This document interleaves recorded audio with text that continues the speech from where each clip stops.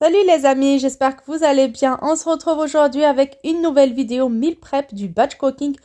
4 recettes pour toute la semaine selon le nombre de personnes dans votre famille. Moi, je vais préparer des portions pour 2 à 3 personnes par recette. C'est à vous de doubler les quantités si vous le souhaitez. Pour moi, ça va me prendre seulement 4 jours ces recettes-là, tout simplement parce qu'on est une famille de 5.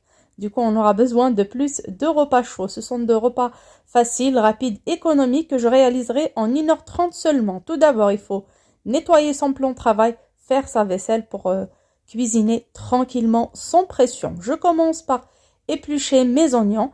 Là, j'ai environ 1,2 kg de petits oignons qui ne sont pas vraiment frais que j'avais dans mon stock. Je vais commencer par les éplucher, les laver, les couper selon les recettes. Vous pouvez faire ça en mixeur.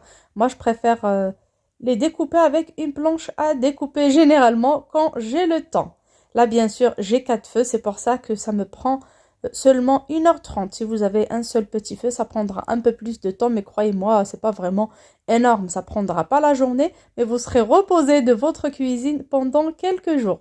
Là, une fois mes oignons sont épluchés, je vais bien les laver, les découper en petits morceaux. Pour ce qui est des déchets, je mets dans un sac que j'ai récupéré quand j'ai acheté les légumes. Donc les sacs à légumes, je ne les jette pas. Comme ça me fera un ustensile de moins à laver. Du coup, l'organisation, croyez-moi, vous fait gagner vraiment beaucoup de temps et vous aurez du plaisir à faire ce batch cooking. J'ai mis une marmite d'eau à chauffer, bien sûr de l'eau salée pour préparer mes pâtes. Je commence dans une cocotte minute, c'est plus simple à mettre un peu d'huile de tournesol, 3-4 cuillères selon votre goût. Comme vous pouvez faire un mélange d'huile et de beurre. Là, je vais préparer une sauce rouge pour toutes mes recettes. Alors, la base du batch cooking, réellement le meilleur, est de préparer une base qui partagera la plupart de vos recettes. Ça ne sert à rien de préparer de recettes très différentes. Alors, j'ai mis les oignons. Là, j'ai mon mélange que je fais maison, ail, coriandre et persil, que j'ai toujours haché, salé, pas de poivre, non, mais je couvre avec de l'huile et je mets dans le frigo. Là, c'était la fin de mon bocal, donc je verse directement. Vous pouvez tout simplement mettre les fines herbes de votre choix et quelques gousses d'ail épluchées, écrasées ou finement hachées. Je laisse mijoter sur feu moyen. En même temps, l'eau est en train de chauffer. Je vais la saler pour préparer mes spaghettis. Vous voyez, c'est vraiment tout simple. On fait tout en même temps. Bien sûr, moi, j'ai choisi de faire des spaghettis. Vous pouvez faire n'importe quel autre type de pâte de votre choix. Comme vous pouvez faire aussi du riz. Du riz, du quinoa. Là, j'ai mon fameux mélange d'épices. Alors, j'achète ça en grande surface. Partout, vous pouvez le retrouver.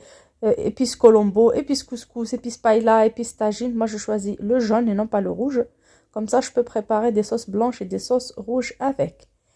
Là, pour ce qui est du rouge, si vous avez du paprika, vous pouvez en mettre.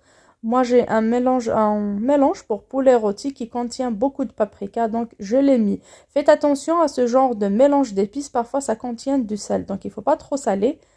Je mets un petit peu de mes épices que j'utilise dans la sauce, dans l'eau bouillante et salée, pour donner un peu de couleur et de saveur à mes spaghettis. Elles ne seront pas jaunes non plus, mais juste un petit peu de saveur. Pour les spaghettis, bien sûr, vous pouvez les faire cuire en entier, comme vous pouvez les découper en 2 parties. On peut mettre aussi un cube de bouillon pour les personnes qui aiment. Alors, pour le sel, je mets une demi-cuillère à soupe de sel et pas trop pleine, bien sûr. Elle n'est pas vraiment bombée. Et on va rectifier l'assaisonnement à la fin de chaque recette. Là, je mélange tout. Comme vous voyez, le feu est vraiment doux. Je fais ça sur feu doux exprès. Le grand feu à côté, je commençais par faire bouillir de l'eau. C'est ce qui prend le plus de temps. Comme ça, je mettrai mes spaghettis. Et à tout moment, on peut changer les feux. Alors là, j'ai un morceau de blanc de poulet. Un steak, tout simplement, qui était mariné et conservé dans mon congélateur de la dernière fois. Je ne me rappelle pas de quand, mais maximum 2 mois. Je ne laisse pas traîner la viande plus de 2 mois dans mon congélateur, c'est sûr. À chaque fois que j'achète une nouvelle viande, je consomme l'ancienne. Alors, j'ai du concentré de tomate qui n'est pas vraiment trop acide. Alors, je peux en mettre comme je veux. Là, c'est la marque Aïcha que j'ai pris à Carrefour. Elle vient du Maroc. Elle est vraiment douce. Il est vraiment doux, ce concentré de tomate. Comme vous voyez, là, j'ai environ 4 cuillères à soupe dans ce bocal. C'est ce qui me reste, c'est un petit bocal. Vous pouvez utiliser n'importe quel concentré de tomate, comme vous pouvez utiliser aussi du coulis de tomate. Alors, comme je vais préparer 3 recettes avec ça, alors j'ai mis 3 belles cuillères à soupe. Vous voyez, pour chaque recette, je mesure une belle cuillère à soupe de concentré de tomate. Là, mes spaghettis sont en train de cuire. Bien sûr, n'hésitez pas à mélanger de temps en temps, à mettre quelques gouttes d'huile pour que les écumes ne remontent pas à la surface. Là, bien sûr, mon pot de concentré de tomate, je l'ai rincé avec un demi-verre d'eau chaude et je l'ai rajouté à ma préparation. Je laisse mijoter sur feu moyen, bien sûr avec mon blanc de poulet qui est à l'intérieur. On peut utiliser aussi un os, des cubes de bouillon, de la viande bovine, comme vous voulez. Alors là, j'ai des légumes surgelés. Alors, c'est des recettes vraiment économiques. J'ai des carottes en tout petit dés et j'ai du poivron en tout petit dés pareil. Ce sont des légumes qui traînaient dans mon frigo en été. Du coup, j'avais pas le temps de les cuisiner, alors je les ai nettoyés et découpés en petits cubes et conservés dans mon congèle. Donc, ce sont des légumes surgelés faits maison. C'est pas des trucs que j'ai achetés comme ça en petits cubes. Et là, aujourd'hui, comme j'avais pas beaucoup de légumes, bien sûr, c'est pas aujourd'hui que j'ai fait cette recette. Je l'ai fait, ça fait quelques jours. C'était pour une fin de semaine. C'était pour un jeudi, vendredi, samedi, dimanche. Pour ne pas avoir à me casser la tête et profiter de mes enfants pendant la fin de la semaine. Ainsi que de mon mari. Parfois, on n'a pas le temps le week-end. On est débordé. J'essaye de faire ça avant le week-end pour me reposer le week-end au maximum.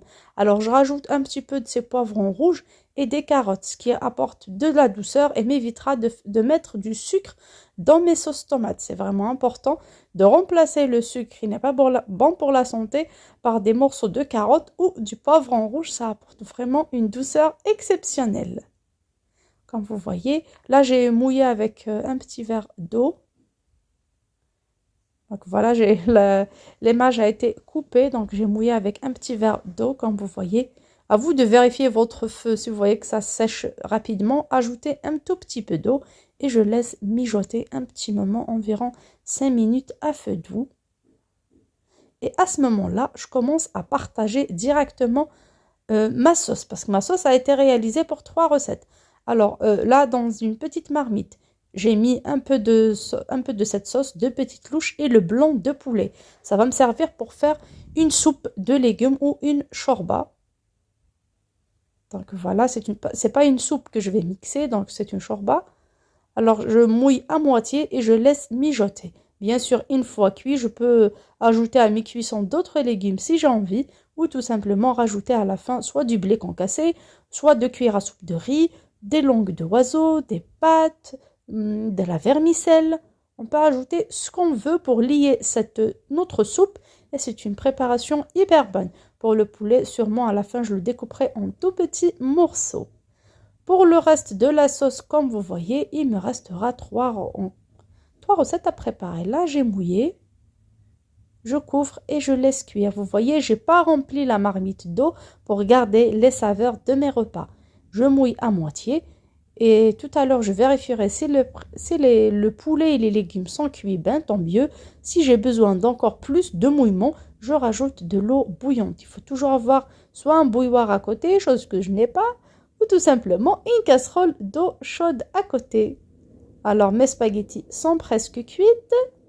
Pour les spaghettis, ça va être des spaghettis bolo. Alors des spaghettis bolognaises avec quelques petits dés de poivron rouge et de carottes. Ça fera pas de mal, les filles, ça fait manger des légumes à nos enfants. On peut même découper une demi-courgette en petits morceaux, aubergines, ce que vous voulez, et les mélanger dans notre bolognaise. Là, je prends un wok ou une marmite ou tout simplement une grosse poêle profonde pour préparer, je pense, ma bolognaise.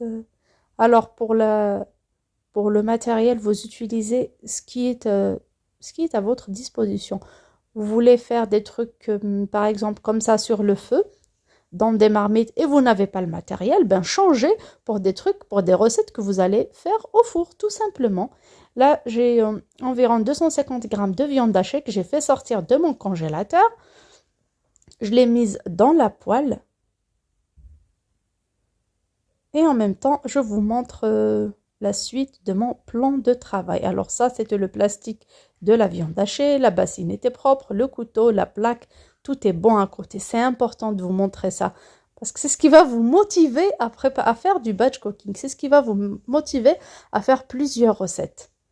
Là, pour cette viande hachée, c'est sûr qu'elle est surgelée, qu'il fallait la faire sortir à l'avance et autres, mais bon, ce n'est pas méchant. En rajoutant la sauce rouge dessus, il n'y a aucun problème, elle sera dégivrée vite fait et on aura une sauce onctueuse, épaisse et surtout très économique. On peut nourrir beaucoup de personnes avec très peu de viande hachée en faisant une bolognaise pleine de légumes. Là, je couvre bien d'une belle quantité de ma sauce sur la viande. Vous voyez apparaître la viande au milieu et je laisse mijoter à petit feu. Ça va aider, la chaleur de la sauce que j'ai mis dessus va aider ma viande à se décongeler. Là, il me reste une toute petite part. Donc, la première était pour la shorba, la deuxième est dans la cocotte. Et pour la bolognaise, j'ai mis 2 portions de sauce. Pourquoi 2 portions de sauce? Parce que je vais préparer 2 recettes différentes avec ma bolognaise. Alors, ça sera des spaghettis bolo et en même temps, un hachis parmentier. Et oui, ça fait longtemps depuis que j'ai pas parlé d'hachis parmentier sur ma chaîne. C'est un plat que j'adore. Alors, pour la dernière portion de sauce dans ma cocotte, je rajoute des lentilles. Alors pour nous, un bon chop de lentilles, ça suffit largement. Environ 250 g de lentilles, soit grosses ou petites, que je rajoute sur ma sauce. Je mouille bien et je ferme ma cocotte pour 10 minutes seulement. Bien sûr, mes lentilles, je ne les ai pas trempées la veille, je ne les ai pas trempées avant. Je les ai juste rincées à l'eau froide et mises dans ma cocotte. Je ferme et je laisse cuire. Pour mes spaghettis, elles sont déjà prêtes. Alors, je les ai rafraîchies à l'eau froide et égouttées. Là, ma marmite est fermée, ma shorba est en train de cuire. Et pour ma bolognaise, j'ai ajouté un demi-verre d'eau. Comme ça ne va pas sécher. Il faut couvrir et laisser sur feu moyen. Vous voyez, la viande est encore dure, mais elle commence à dégager son eau de décongélation. C'est pour ça que je ne mets pas beaucoup d'eau. Vous voyez, déjà, il y a tellement d'eau. Bien sûr, c'est à vous de surveiller, à vous de regarder. S'il n'y a pas beaucoup d'eau, on rajoute. J'ai fait sortir de mon congélateur des mini viennoises. Donc, ça va être du pain brioché. C'est comme du pain de mie, des petites baguettes que j'ai déjà préparées la dernière fois lors d'un grand batch cooking à surgeler. Je pense que je ne l'ai pas encore partagé avec vous. Je le ferai avec un grand plaisir. J'ai pris environ 1 kg de pommes de terre que je vais faire cuire, que je vais couvrir d'eau. Je mets un peu de sel et je vais faire cuire, que je vais écraser à la fin pour faire mon hachis parmentier. Alors moi, j'ai jamais fait, mais il y a des personnes qui font un hachis parmentier avec de la purée industrielle. Je ne sais pas si ça va vraiment tenir, mais en tout cas, on n'aura pas le même goût. Là, les pommes de terre, je vais les faire cuire dans l'eau bouillante salée et je les laisserai bien sûr refroidir un tout petit peu avant de faire le montage. Bien sûr, pour vos pommes de terre, vous pouvez rajouter un petit peu de sel, de poivre. Le sel, c'est évident. Mais le poivre, un peu de noix de muscade, du persil, un tout petit peu de chapelure pour que ça tienne plus. Comme on peut rajouter du beurre, du fromage. Donc, c'est à vous de jouer sur ça. Moi, je fais des recettes très, très simples. Là, vous voyez, ma bolognaise est presque prête. Voilà. Elle est vraiment magnifique. Il y a de petits légumes à l'intérieur et c'est le plus important, surtout pour les enfants qui ne mangent pas les légumes, pour les personnes qui ont la flemme aussi. Croyez-moi, quand vous avez le temps et vous prenez vos légumes dans votre frigo, vous épluchez, lavez, découpez en petits morceaux et envoyez au congèle. Et comme ça, au moment de la cuisson, au moment de la préparation de vos repas, tout simplement, vous allez les trouver tout prêts, tout facile et ça va vous encourager à cuisiner. Là, les pommes de terre, je les ai coupées en frites pour une cuisson très rapide, comme je voulais pas passer plus d'1 heure et demie dans la cuisine. C'était vraiment un vrai challenge pour moi. Voilà, je laisse cuire. Retour à mon plan de travail. Voilà, tous mes déchets. Là, c'est bon, c'est terminé. On n'a plus de déchets, on jette ça et on est tranquille. Pour le morceau de blanc de poulet qui était dans ma shorba, je l'ai enlevé et je l'ai découpé en petits morceaux. Vous voyez, on peut nourrir 4-5 personnes avec ce plat et ils auront chacun un peu de viande, même si la viande était vraiment de quantité minimale dans ma recette. À cette shorba, bien sûr, on peut rajouter des lentilles corail si on a envie. On peut rajouter des pois chiches, des petits pois. Bien sûr, faites ce qui vous plaît, faites ce que vous aimez, mais là, ce sont juste les bases que je partage avec vous. Ce sont vraiment des recettes très très simples de Lily quand elle est malade, quand elle est fatiguée, quand elle n'en peut plus et quand il y a peu de choses dans son frigo. Ce qui était le cas la semaine dernière, j'avais pas vraiment un grand choix de légumes. Voilà, mes lentilles sont déjà prêtes, elles sont appétissantes. J'adore les lentilles avec une sauce consistante. Si vous voulez plus de jus, plus de sauce ou d'eau, rajoutez de l'eau bouillante à ce moment-là et laissez cuire encore 2 ou 3 petites minutes. Pour plus de quantité, on peut rajouter des 2 pommes de terre, on peut ajouter un morceau de citrouille, de courge ou de potimarron, pardon, ça donne un goût vraiment exceptionnel. C'est la recette de ma maman. Elle rajoute toujours en hiver un morceau de courge ou de potimarron. Ça donne un goût exceptionnel parce qu'elles fond dans la sauce et c'est vraiment très très bon. Alors pour ma shorba, je rajoute un tout petit pot de vermicelle ou 3 cuillères à soupe de vermicelle. Je laisse mijoter. Là, vous voyez, j'ai pas mis de pois chiches ni de petits pois. Les pois chiches, c'est vraiment important dans cette recette, mais peu importe, c'est pas une science exacte la cuisine, on fait avec ce qu'on a à la maison. Je vais pas m'empêcher de manger un bol chaud de shorba comme ça, avec ce froid le soir, juste parce que j'ai oublié de faire tremper les pois chiches la veille. Pareil pour le couscous, je me prends pas la tête, je fais tout simplement avec les légumes que j'ai. Tous les légumes sont bons pour la santé et c'est le plus important. Je laisse mijoter à couvert 2 ou 3 petites minutes et c'est prêt. Alors pour ma bolognaise, une fois prête, j'ai mis une bonne quantité sur mes spaghettis. Alors les spaghettis, je les ai disposés dans un moule à ail en four, comme vous voyez, un moule au four. Et je mets de la bolognaise, je laisse bien refroidir, je couvre et j'envoie. Vous le savez, j'ai pas beaucoup de boîtes sous vide, mais moi je le mets, on le mangera soit ce soir ou demain. Ça va pas traîner longtemps dans le frigo. Vous pouvez mettre ça aussi dans des boîtes en verre pour chauffer facilement au four, des boîtes en plastique. Et j'ai laissé une petite quantité, un tiers de la quantité de ma bolognaise pour faire mon hachis parmentier. C'est vraiment peu, hein, une petite quantité, on peut dire un verre de bolognaise pourra me faire un bon plat, un très bon plat que les enfants adorent. Moi aussi, j'adore, moi aussi, je suis une enfant. J'adore ce genre de préparation avec très très peu d'ingrédients et c'est tout simplement trop trop bon. Dans un autre moule à four, j'ai versé mes lentilles parce qu'un moule à four il est large, un moule à en four, un moule à gâteau. Comme ça va refroidir facilement. À la fin, je peux le transvaser dans ma boîte sous vide, dans une petite marmite, mettre au frigo, peu importe. Les lentilles, on peut les laisser dans le frigo jusqu'à une semaine sans aucun problème. La shorba est presque prête maintenant. Les pâtes qui sont à l'intérieur, vermicelle, petite pâte, riz ou ce que vous voulez. Dès que c'est bien cuit, c'est gonflé, c'est bon, on arrête la cuisson. Alors pour les pommes de terre, je les ai écrasées juste avec un écumoire. Comme j'avais pas d'écrase pommes de terre, vous savez, je viens de déménager. J'ai pas tout, du coup j'ai utilisé mon écumoire. Alors j'ai mis la moitié de mes pommes de terre dans un moule à four, moule à gratin déjà beurré. Voilà, j'ai lissé la surface. Je rajouterai tout simplement ma bolognaise au milieu. Je couvre du reste de pommes de terre et le tour est joué. Si vous avez du fromage râpé à la maison, bah tant mieux, vous pouvez en mettre. Si vous n'avez pas, vous pouvez tout simplement mettre un peu de chapelure. Voilà, vous voyez, c'est pas grand-chose, mais il y avait vraiment très peu de bolognaise, mais ça fait l'affaire. Pour moi, cette fois-ci, non, une autre fois, j'avais pas assez de pommes de terre ni assez de bolognaise, ben j'ai fait une couche de pommes de terre en bas et de la bolognaise dessus, sans avoir à la recouvrir de pommes de terre, et je l'ai appelé hachis parmentier sans aucun problème. Et voilà, c'est la même chose aujourd'hui, il n'y avait pas assez de pommes de terre. Mon mari voulait une brique, du coup j'ai pris de ces pommes de terre là. Du coup j'avais pas de pommes de terre pour couvrir, j'ai tout simplement couvert avec du fromage râpé, j'ai mis au four. Bien sûr j'ai pas laissé trop gratiner et j'ai décoré de persil haché. Pourquoi j'ai pas laissé trop gratiner mon fromage? Déjà que c'est de l'emmental, c'est tout ce que j'avais à la maison. Et en même temps, comme on peut congeler ce plat, comme on peut tout simplement le mettre au frigo, lors de la consommation de mon repas, je vais le chauffer dans le four. Donc, il aura plus de couleur, plus de croustillant, plus de saveur.